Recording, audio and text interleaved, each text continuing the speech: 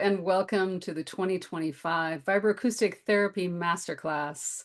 My name is Narissa Young, and today I have the pleasure of speaking with Mary Stevens.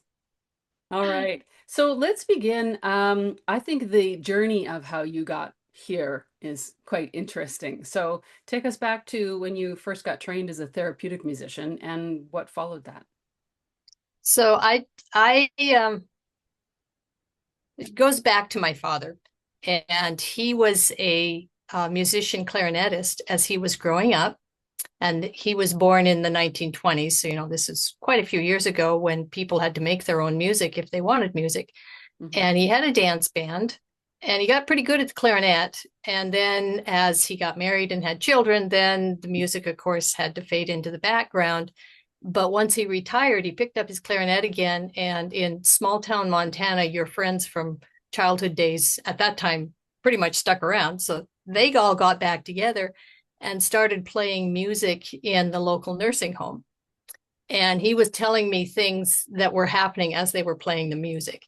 Mhm. And my favorite story that he told me was that when they were playing music in the nursing home and they had the residents around them, and there was one very elderly lady in a wheelchair, and she started moving around as they were playing and bouncing around. And the nurse's aide came up and asked her, "Are you okay? Do you need to go back to your room?" And she said, "No, I'm fine. I don't want to go back to my room. I want to dance." And I wanted to use music in that way to bless people. And so when the opportunity arose, when I started playing for a local church in my town where I live now, they were doing monthly worship services at the nursing home. And so I was playing there. And then I started doing kind of entertaining programs in the afternoon. And that was just, fun stuff to play, lots of big band music at that point.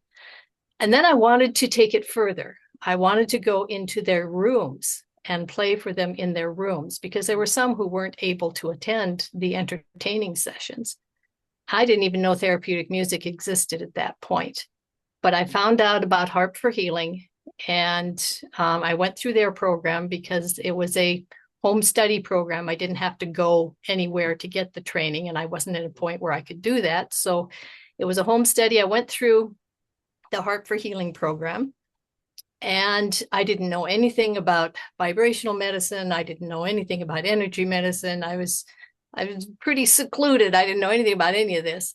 So then I went on, after I completed the Harp for Healing, I went on and took the module 2 of the IHTP, the International Harp Therapy Program. Okay. And that introduced me to the world of energy medicine and healing touch and that type of medicine.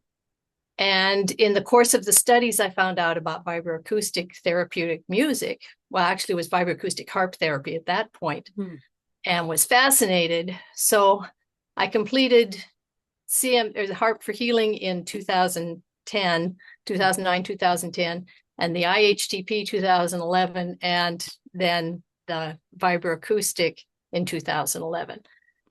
And so I've been going on from there, and eventually I became a mentor for Harp for Healing and eventually bought the program. Dee Sweeney was the program director at that point, and I bought the program from her. And then a couple years ago, Sarah Jane Williams was wanting to back out of the training of the vibroacoustic, and so I bought her program. So the programs I went through, I basically became in charge of, which is kind of fun. Yeah, like me. Yeah, there you go. There you go. Yeah. So And tell me a little bit more about where your paths crossed with earlier on with Kate Kunkel and Sarah Jane Williams.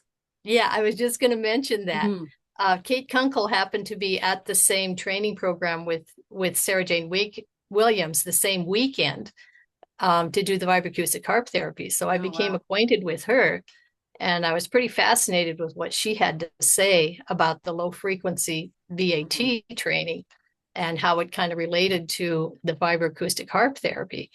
But then after we got done with that, I thought I need to know more about this VAT stuff. So I did take a training at that point, but I didn't really get into it very much. I stuck with the VAHT, which eventually became VATM, So Kate went into the low frequency and I went into the music, but we Hmm. kind of know what each other was doing. That was Yeah, and kind of you were cool. both harpists also. Yes, Yes, yes. it's a very special instrument.